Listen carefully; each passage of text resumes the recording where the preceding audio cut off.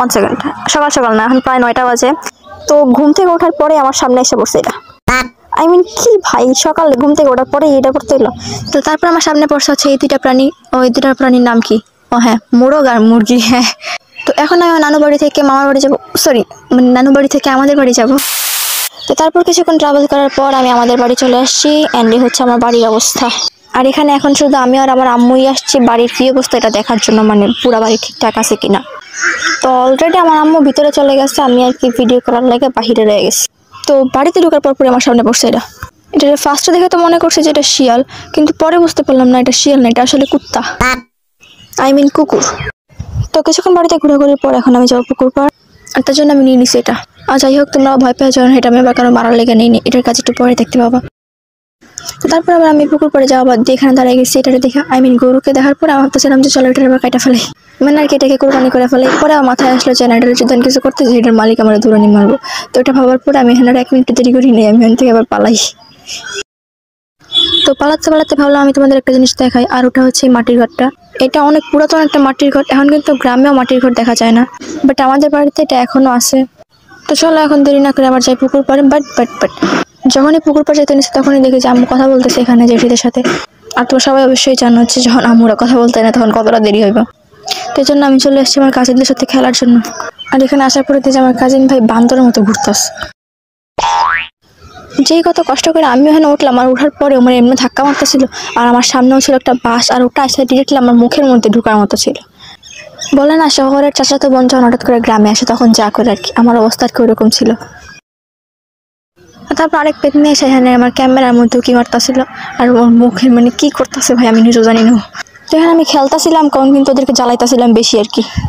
তো এখানে মানুষদেরকে জ্বালানোর পরে আমার শান্তি হয় না, এই জন্য আমি আবার নিয়ে আসছি ছাগলের বাচ্চা, ওরেও আমি জ্বালাবো।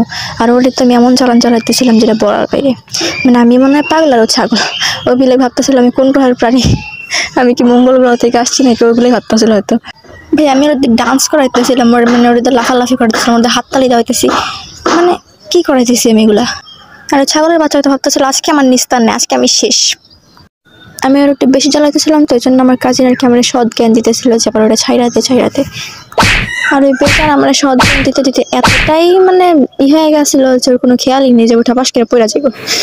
আর আমি ওকে তোলার বদলে ওটা জ্বালানোর জন্য আরো বুদ্ধি করতেছিলাম। শয়তানি বুদ্ধি আমার মাথায় অনেক বেশি তাড়াতাড়ি চলে আসে, আর আমি বুঝে গেছিলাম যে ওর সাথে কী করা যায়। এই জন্য আমি ছাগলের বাচ্চায় নড়ে জ্বালাইতেছিলাম। আর ভাই আমি ওরা অনেক বেশি জ্বালাই ফেলতেছিলাম, আর ছাগলের বাচ্চা তো লাইক আবার আমারে ধরছে, আমার আজকে নিস্তারই নেই। তো পরে ওই ছাগলের বাচ্চাটা ছেড়ে দিলাম, বললাম যে না থাক, এবার আর কোনো কষ্ট দিই না। এখন আমার একজনকে জ্বালানো বাকি ছিল, তো ওরা কেন আমি ছাড়, মোড়ও জ্বালাইতেছিলাম ভাই, মানে আমি কাউরে ওদিন ছাড়ি নাই, সবগুলোরে জ্বালাইতেছিলাম। তার মধ্যে আমার আম্মু চলে আসছে, বলতেছিল পুকুর পাড়ে চলো। তো জন্য আমি যাবো পুকুর পাড়ে। তো অবশ্যই আমরা পুকুর পাড়ে চলে আসছি, অ্যান্ড এখানে আমরা সবকিছু দেখতেছিলাম যে আমাদের বাগান পুকুর পাড়ের কি অবস্থা। তো ওরা দেখতে এখন অবশেষে আমাদের মানে আমার দায়ের কাজের সময় চলে আসছে আর কি। তো আমার দা নেওয়ার কারণটা হচ্ছে আমার এখানে একটা কলার ছড়ি ছিল, তো ওই কলার ছড়িটাকে কাটতে হইতো। তো কলার ছড়ি তো বলে, জানি না কে কি বলে, বাট আমাদের এখানে হচ্ছে কলার ছড়ি বলে। তো আমাকে এখন এটাই কাটতে হবে। তো এখানে কলার ছড়িটাকে কাটার জন্য আমাকে একটু উঁচা উঠতে হবে, আই মিন মানে এখানে দেয়ালের উপর উঠতে হবে। তোমার আম্মু তো উঠতে পারবো না, তো বলবো যে আমার উঠতে। তো আমি এখানে দেয়ালের উপর উঠতেছিলাম, আর আমার আম্মু বলছিলাম তুমি তো জীবনে পারবাও না, মানে আমার আম্মুর এমনি জন্য পচানো যায় কিন্তু পচাইতেছিলাম। তো তারপরে এখানে আমি লাড্ডু উঠার পর আমার আম্মু বলতেছিলাম যে এটা মিঠা বসছি, মানে আমার বসলে তুমি 20 টাকা পাইছি। তো এখন আমাকে কলার ছড়িটাই কাটতে হবে। তো এর আগে আমাকে কলা গাছটাই কাটতে হবে, কিন্তু আমি যেহেতু উপরের জন্য আমি কলা গাছ কাটতে হবে না, আর আম্মুরে বললাম। আর আম্মু তো এর মধ্যে এমন মানে কাটতেছে আমার শেষই হয় না। আর আমি আমার আম্মুর বলতেছিলাম এমনি না মানে অর্ডার করতেছিলাম উপর থেকে। তো তারপর আবার আম্মু কলার ছড়িটা সরি কি কইতেছি ভাই এগুলা, কলার ছড়ি না মানে কলা গাছ কাটতে বসছে, ছড়ি তো আমারই কাটা লাগবে। তো তারপর আম্মু আমাকে দাদিয়া বললেন যে এবার তুই কলার ছড়িটাকে কাটতাম, আমি তারপর হচ্ছে কলার ছড়িটাকে কাটতেছিলাম, আর আমি আম্মু তো কাটতেছি। তারপর আম্মু বলতেছি দেখো আমি তোমার আগে কাটা ফেলছি, মানে এগুলো বলতেছিলাম। তো এই ফাঁকে আমার আম্মু অলরেডি আরেকটা কলা গাছ চলে গেছে, আর আমি এখানে হচ্ছে মাত্র এই কলার ছড়িটাকে কাটলাম। তো এর মধ্যে দেখি যে আমার আম্মু অলরেডি পুকুরের ওই পারে চলে গেছে, আর এখানে গিয়ে অলরেডি কাইটাও ফেলতেছে কলার ছড়ি। তো জন্য আমি আবার এখানে দিকে দৌড়ে যেতেছিলাম যে দাঁড়া আমি আসি আর পরে কাইটো। আমি এখানে আস্তে আস্তে আম্মু অলরেডি কলার গাছ কাটা ফেলাইছে, আর ছড়িটা তো দেখলাই কেমনে কাটছে আর কি। তো এখন আমরা যাবো বাড়িতে। তো বাড়িতে আসার পর এখন আমি আর আমার আম্মু যাবো আবারও নানু বাড়িতে। তো যাওয়ার সময় ভাবলাম তোমাদেরকে একটা জিনিস দেখায়, আর ওটা হচ্ছে আমাদের এখানে পাহাড় আছে, বাট পাহাড়টা তো ভালো দেখা যাইতেছে না, কারণ এখানে আর্মিদের ক্যান্টনমেন্টের জন্য দেয়াল দেওয়া হয়ে গেছে। আর এদিকে আমার আম্মু সব ব্যাগ আমার হাতে ধরা দিয়ে নিচে চাইতেছে খালি।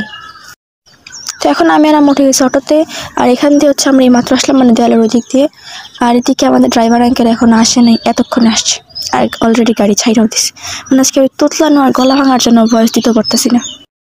অটোর মধ্যে থেকে যখন আমি ভিডিও ক্লিপগুলো নিতেছিলাম, সে আমার দিকে এমনভাবে তাকাইতেছিল, মনে হতেছিল যে ওরা কোনো এলিয়েন দেখে ফেলছে। অটো থেকে নামার পর আমার আর আম্মুর যেতে হবে শপিং মলে। আর এখানে আমরা শপিং মলে চলে আসছি। আর এখানে আমাদের সব ব্যাগপত্র আর কি এদিকে রেখে দিচ্ছি একটা দোকানে। আর আম্মু মানে জুতো দেখতে পছন্দ হইতেছে না, এটা পছন্দ করে ওটা পছন্দ করে, হয় না।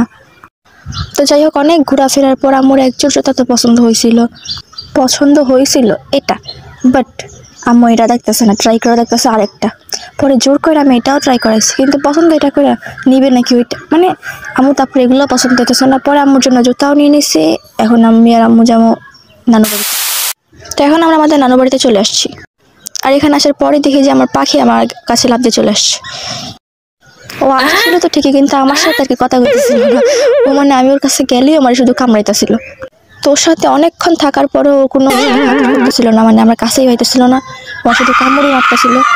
তাই জন্য আমি ওরে বিরক্তি আবার রুমেই রেখে দিতেছি। তো তারপর আমার বোন হচ্ছে মাহফিল থেকে কেক নিয়ে আসছিল, আর ওটা খাওয়ার পর হচ্ছে আবার নিয়ে আসছি ফুচকা। আমরা এখানে ফুচকা বানাইতে দিতেছিলাম না, মানে ওরা বানাইতেছিল আর আমার সাথে সাথে খাইয়া ফেলতেছিলাম। তো তারপর ঘরের মধ্যে থেকে বিরক্ত হতেছিলাম বলে ভাবলাম যে আমিও মাহফিলের এখান থেকে ঘুরে আসি। আর আমার সাথে ছিল আমার ভাগ্নি আর হচ্ছে বোন, ও তো যাইবই, এটা সত্য কথাই। আর দেন মাহফিলে আসার পরে আমি এনে যখন ক্যামেরা সেট উঠে সবগুলো আমার দিকে জিনে তাকাইছিল, মনে হচ্ছিল যে আবার আমি এলিয়েন। যাই হোক, তো মাহফিলের মধ্যে ঘুরতে ঘুরতে আমার চোখে পড়লো এটা, মানে ও আমাদের মতো ঘুরতে আসছে আর কি মাহফিলের মধ্যে। তারপর হচ্ছে আমরা নিয়ে নিলাম এটা হচ্ছে তিলের খাজা, জানি না কি বলে। আর তারপর নিলাম হচ্ছে এই জিনিসগুলো, মানে মাহফিলের তো সবচেয়ে বেশি এগুলোই পাওয়া যায়, তো এখানে আমি সবগুলোর থেকে নিতেছিলাম। তো এগুলো নেওয়ার পরে হচ্ছে আমি নিলাম জিলাপি। তো তারপর আমি চলে আসছি বাড়িতে। আর এখন ভাবছিলাম যে আমি ঘুমাই যাবো, কিন্তু তখনই মনে হচ্ছে আমার এখন একটা জিনিস খাওয়া বাকি। তো এখন আমি তিলের খাজা খাইতে ঘুমাবো। ওকে, বাই।